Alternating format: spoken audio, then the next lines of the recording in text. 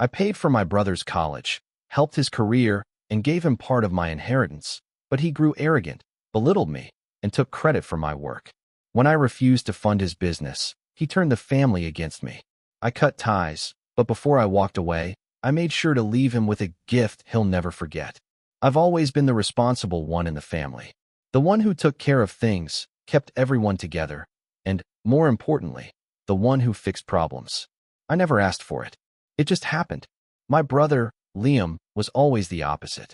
He was the carefree one, the one who never worried about the future, who didn't have to. That was my role, making sure everything was taken care of, making sure we didn't fall apart. Growing up, it wasn't so obvious. We were just kids, trying to get by, but as we got older, it became clear. My parents weren't financially stable, always struggling to make ends meet. They loved us, I'm sure, but they just couldn't handle everything. So, I took on that burden. Liam, being the younger one, was spoiled in his own way. He never had to worry about money, about his future, about anything. I worked my butt off to get us through high school and college. I did what I had to do because I was determined not to let us sink. I kept my grades up, did well in school, and took part-time jobs, sometimes 2 at a time, just to help cover the bills. I wanted to give my brother a chance to focus on what mattered to him. When it came time for college, I didn't have to think twice. I knew I had to be the one to make it happen. Liam had dreams, but no work ethic. He was more interested in partying than studying. My parents couldn't afford to send him to school, so I did. I didn't even question it. I emptied my savings and got a loan to cover his tuition. If that meant putting my own life on hold, then so be it.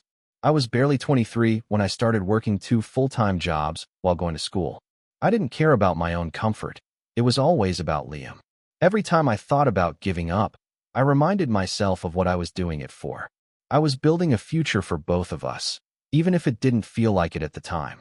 Liam, of course, didn't see it like that. He didn't know the sacrifices I was making. I never expected him to. I never complained. I just did it because I loved him and because I thought, deep down, he'd appreciate it. When he graduated, I was proud of him. I really was. But my pride wasn't matched by a sense of accomplishment from his side. He didn't thank me. He didn't even acknowledge the effort I put in. Instead, he was more interested in getting a job that would let him party more than actually working hard. I was there to help, though. I used my connections, helped him land an entry-level job at a good company, and even gave him the advice he needed to succeed. I was proud of how well he was doing. But again, I never felt like he really saw me. He never acknowledged what I had done for him. It was as if I was just a background character in his life, someone who existed to make his path easier. At first, I told myself it didn't matter. He didn't need to thank me. As long as he was doing well, that was all that mattered. It was around that time that I started noticing the cracks. At first, they were small, offhand comments about how boring I was for being so responsible, how lame it was that I didn't want to just let loose and enjoy life like he did. I shrugged them off, thinking maybe it was just a phase. After all, he was young. But those little digs started to add up. Then came the first real punch to the gut. I had spent months working on a new real estate development project, pouring my time, money, and energy into it. I had a vision, a plan that I knew would set me up for the future, something I could build on. It wasn't easy. I was barely keeping my head above water with everything else going on, but I pushed through. And then, one night, Liam called me. He said he had an idea for the project. At first, I was open to it. After all, I wanted him to succeed too. He said that he could bring in investors, help me smooth things over with the board, and make sure the project got the attention it needed. I was skeptical, but I figured, why not? He was my brother, and I wanted to believe he could help. When we met to discuss the project, he started talking like he was the mastermind behind it all. He acted like he had been there every step of the way, offering ideas I hadn't even thought of, like he was the one who had built the dang thing from the ground up. I remember sitting there, listening to him spin his story, and my stomach turned. I wanted to say something, but I didn't. I didn't want to start a fight. I didn't want to believe it. But I couldn't ignore the sinking feeling that told me, loud and clear, that this wasn't just some misunderstanding. He was trying to take credit for something that wasn't his. When I confronted him about it later, his response was casual. He shrugged, telling me that I was overreacting. I was just helping, he said. You don't have to be so uptight about it. That was when I realized how far things had gone. He wasn't just taking advantage of my generosity. He was using me, pretending to be a part of something he didn't deserve to be involved in. He wasn't even interested in working for his own future anymore. He was content with taking from mine. And yet, somehow, I was the one who was boring for wanting to work hard, for wanting to do things the right way. I didn't know it then, but that would be the beginning of a much bigger problem. It didn't take long for me to realize that things weren't just going to stay the same. Liam's behavior only seemed to escalate after that first meeting. At first, I thought I was overreacting, that maybe I'd just misread the situation. But as the weeks passed, the cracks I'd noticed earlier began to widen. It wasn't just the project anymore. Liam started taking every opportunity he could to downplay the work I had put into building my career. We were sitting at a family dinner one evening when he made a joke about my real estate projects, saying something along the lines of, "You know, if you spent more time enjoying life instead of working all the time, you'd probably be a lot happier."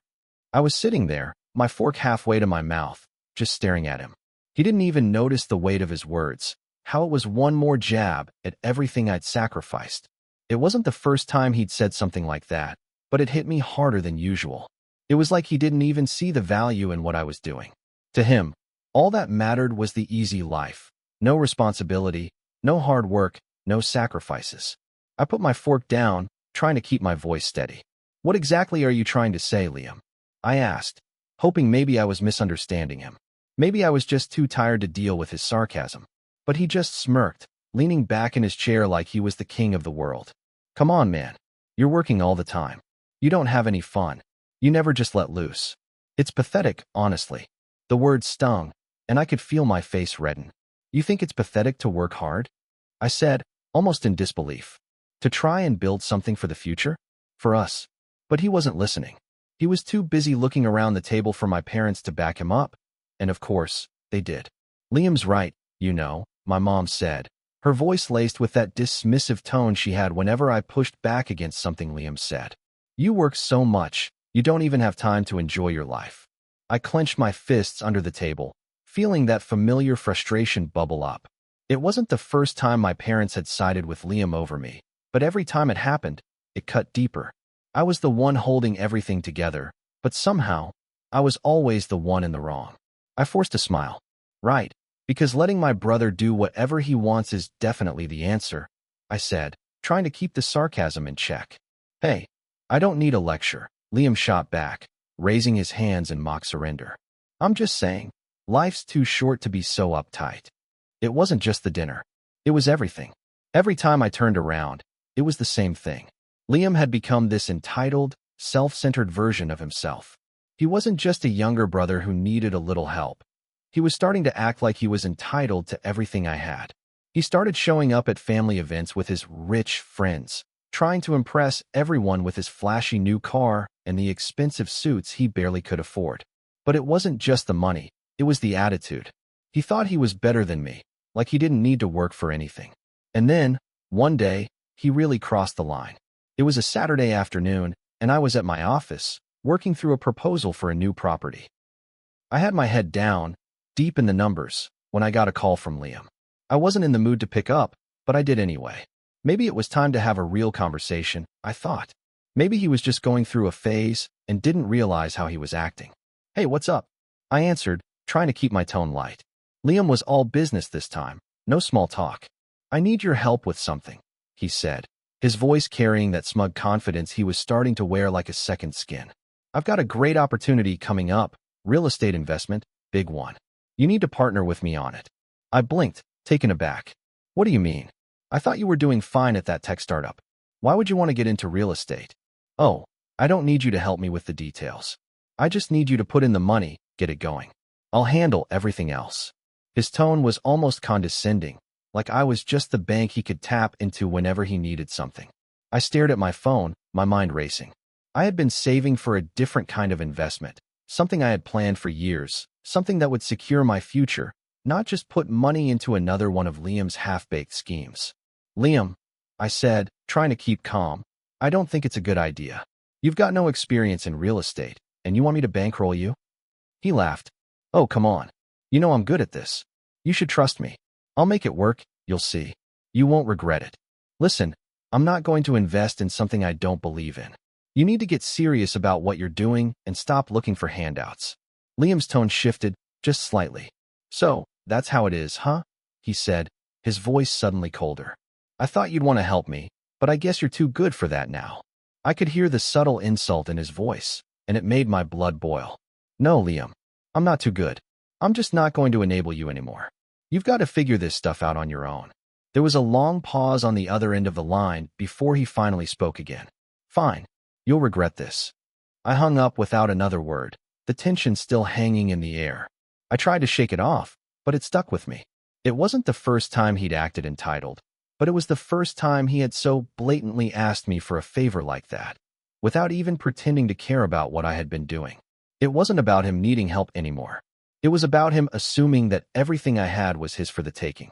And that thought, that feeling that he was just using me, kept eating away at me. I wasn't sure when it started, but the resentment was starting to build. I was starting to feel like I wasn't just his older brother anymore. I was the bank. I was the guy who had to make everything work. And worse, he was starting to think that I owed him. It's strange how the tipping point comes when you least expect it. You go along, thinking you can handle the small stuff, telling yourself it's just another thing to get over. But then, one day, everything falls into place and you realize that you've had enough. You've been bending over backwards for someone, and suddenly, you see that they've been walking all over you the entire time. I didn't know it yet, but that phone call with Liam was the beginning of the end. I should have seen it sooner. I should have realized the depth of his entitlement, the way he was starting to take advantage of everything I'd done for him. But I didn't. I kept giving him the benefit of the doubt, kept convincing myself that maybe this time would be different. Maybe he'd come around.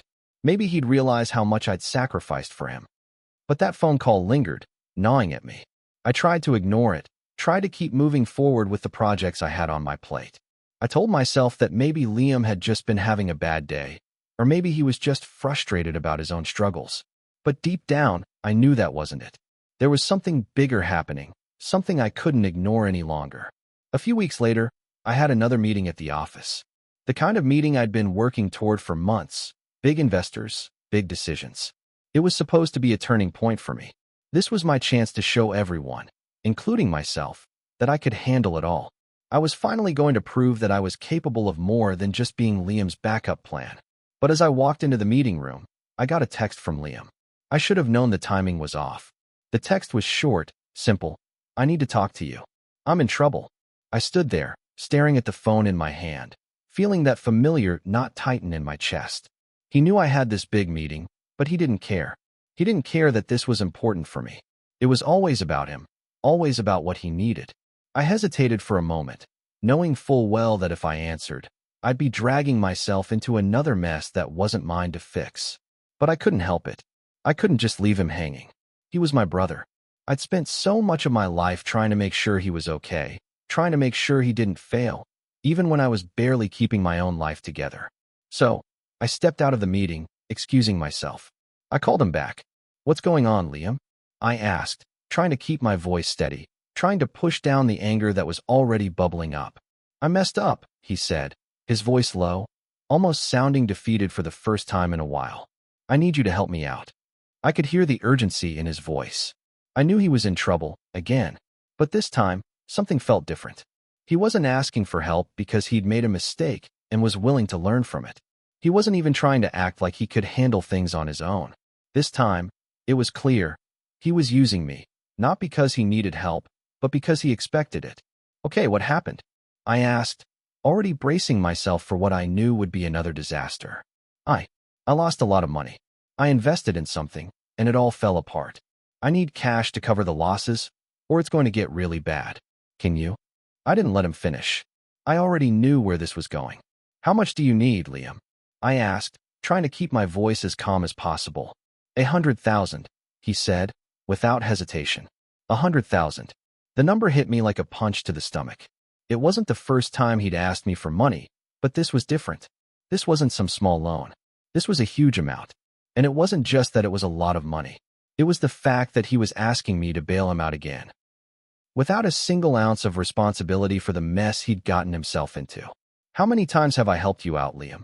I asked, my voice a little sharper than I meant it to be. How many times have I put everything on the line for you? Look, I know, okay, he said quickly, sounding defensive. But this is serious. I'm really in trouble. I don't know who else to turn to. I was quiet for a moment, letting his words hang in the air. I could feel my blood boiling, the frustration rising. How many times had I been there for him? How many times had I given up my own plans, my own future, just to help him? And now he was asking me for another lifeline, expecting me to fix everything again. You don't get it, do you? I said, the words coming out before I could stop them. You never get it. You never understand what I've been doing for you. You think I'm just some bank, someone you can always rely on when things go wrong. But I'm done, Liam. I can't keep doing this. I can't keep bailing you out every time you mess up. There was silence on the other end. For a moment, I thought he might actually hear me, might realize that I was done. But instead, he responded the way I should have expected. You're just gonna leave me hanging? After everything I've done for you? I let out a breath, the weight of his words hitting harder than I wanted to admit. You've done nothing for me, Liam. I've done everything for you. I've given up my own life, my own dreams, just to make sure you didn't fail.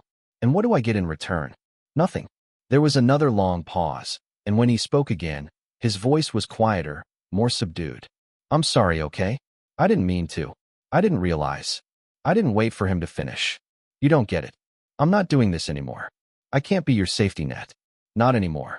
I ended the call without another word, standing there in the hallway, my heart pounding in my chest. It felt like the ground beneath me was shifting, like I was finally stepping away from something I'd been tied to for so long.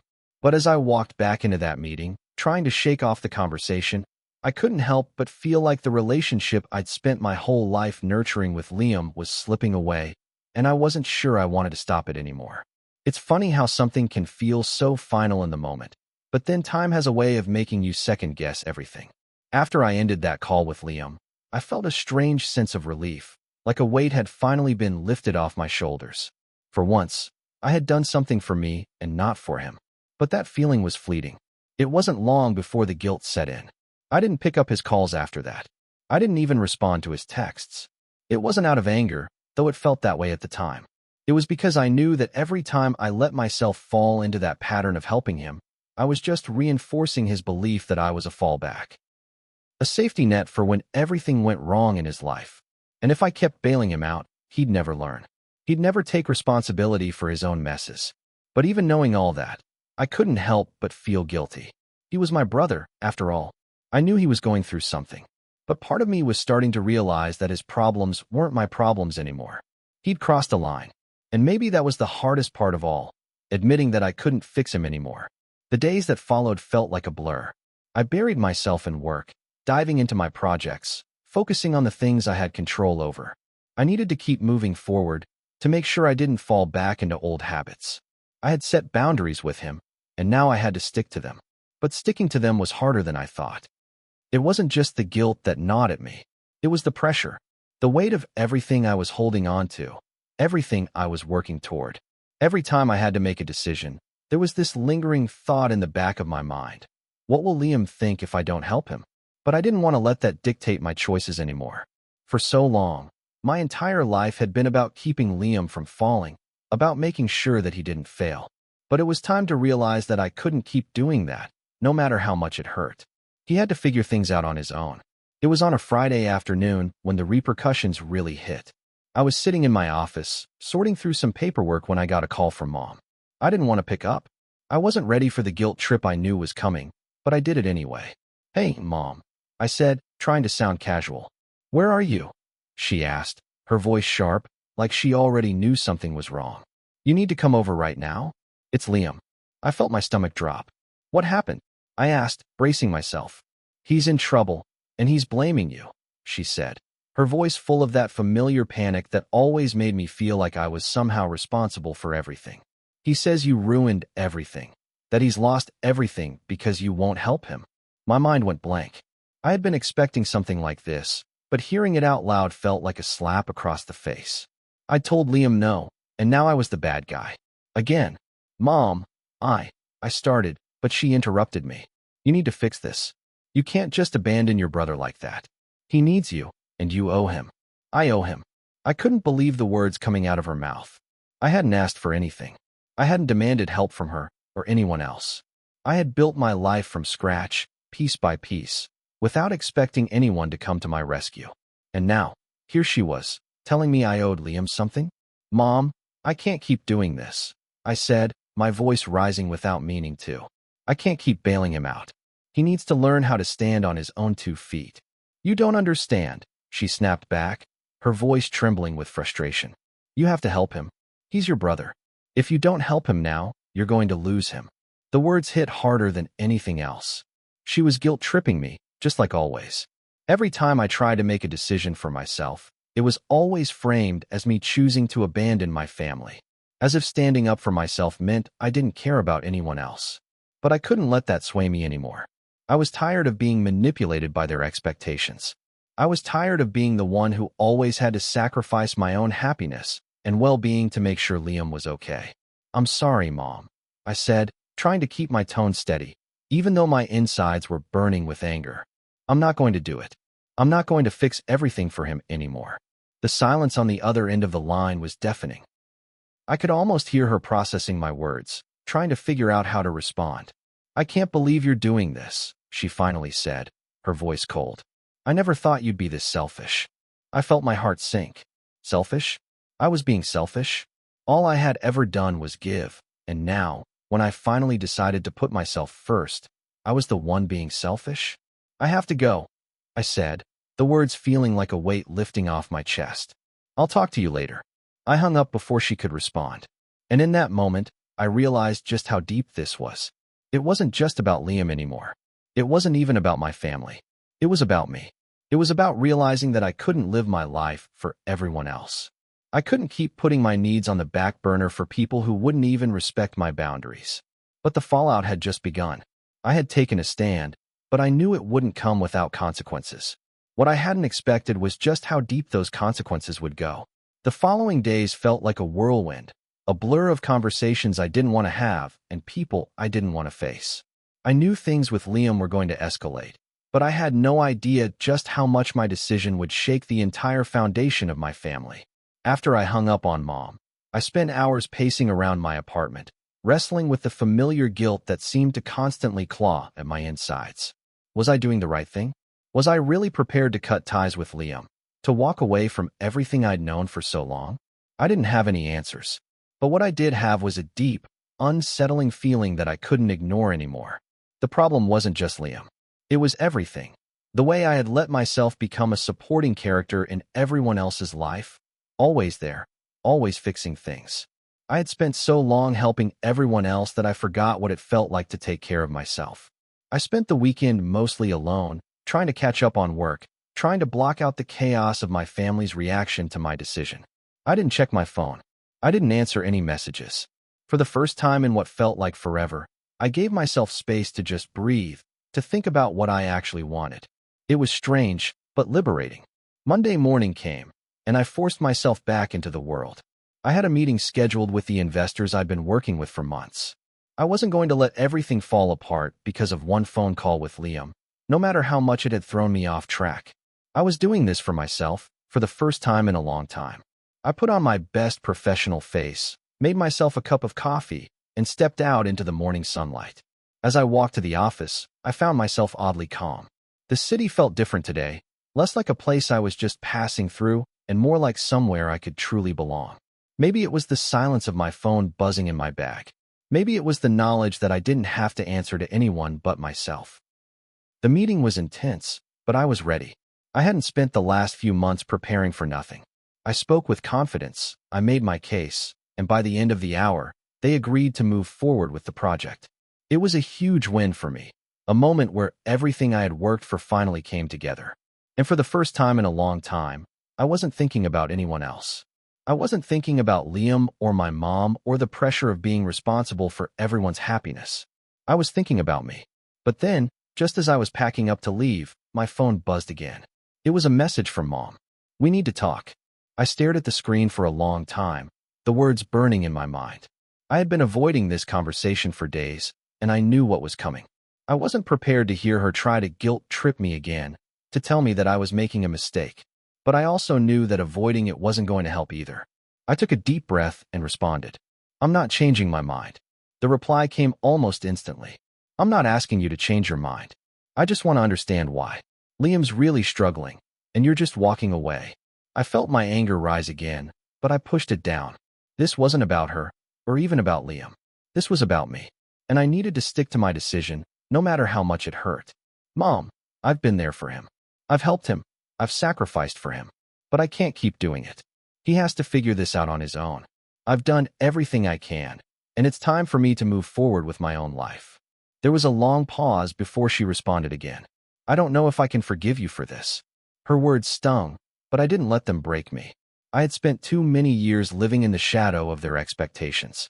I had spent too long carrying the burden of their disappointments, and I was done. You don't have to forgive me, but I'm not going to be the person you want me to be anymore. The message I sent was final, and the silence that followed felt like a weight lifting from my shoulders. It wasn't easy, but I wasn't going to beg for their approval anymore. I wasn't going to put myself last, not for them, not for anyone. The next few days were quiet. The calls from Mom stopped, and I didn't hear from Liam at all. I couldn't help but wonder if this was the end of something. If this was the last time I would ever be a part of their world in the way I used to be. But for the first time in years, I didn't feel that desperate need to make everything okay for them. I wasn't their fixer anymore. Instead, I focused on my own growth. I started making decisions for me, and it felt terrifying, but also thrilling.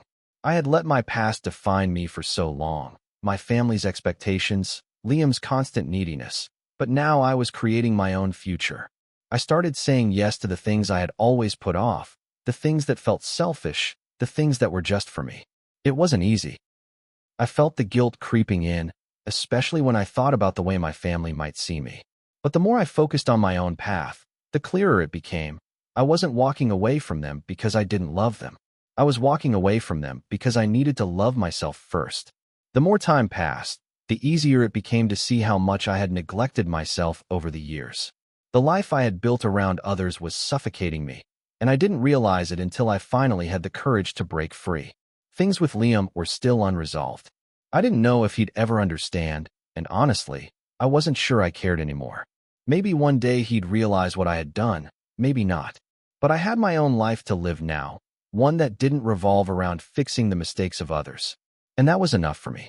For the first time, I felt like I was on the right path. A new beginning, built on my own terms.